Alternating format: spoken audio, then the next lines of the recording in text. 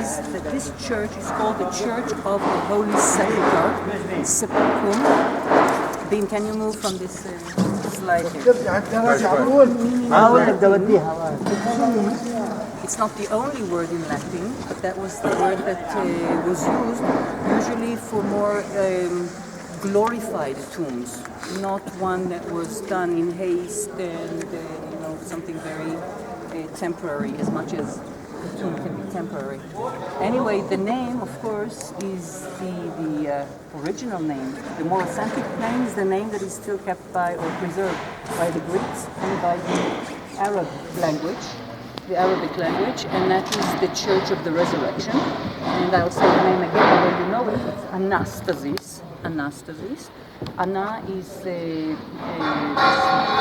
little word which usually denotes something that happens contrary. Okay, so anastasis, stasis, static, is something which is laying without movement. Anastatic, it means it moves. All right.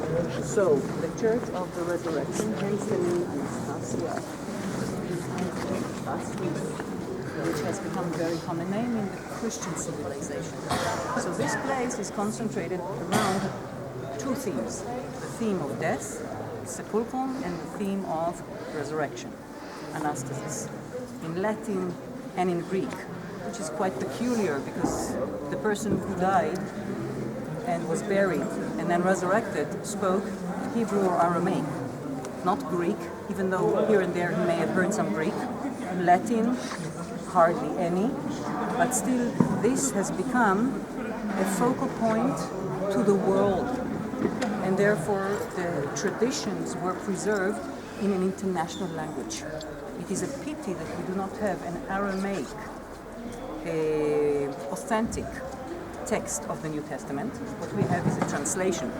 The Aramaic that translated later the Greek is not the original language of the New Testament as we know it, and then that it's not in Hebrew, but nevertheless the international dimension of this place comes in maps that show that this is indeed the place of the center of earth, and this is recalling a verse in the Bible, in the Hebrew Bible, then being put again on the tomb itself in Greek sentence that I'll point to you later. So this one tomb, the place of death, is becoming the focal point of the universe. Isn't that a paradox?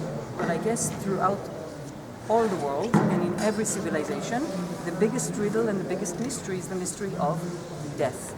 This is the one thing that humans have nothing to claim to knowledge and power on, and that is the secret of death. So it is quite interesting that this place here is really the navel of earth around the issue of death, but the death is mystery, and mystery is what we don't know, and what we don't know is God. So even looking at this entrance, and we'll get to that later again, when you look at this, it is a bit mysterious. Because your tourists that come here and look at this door, they really don't know what's happening there. It's dark. And it's mysterious. And it will take them like a hand grabbing something inside, and then they'll be lost. Lost in the universe, lost in humanity. This is a very complex place. In comparison to other churches around the world, I'll just mention one thing. You cannot go around this church. Most churches in the world are made so that processions can come out of the church, do something around, and return back. In this case, you can't.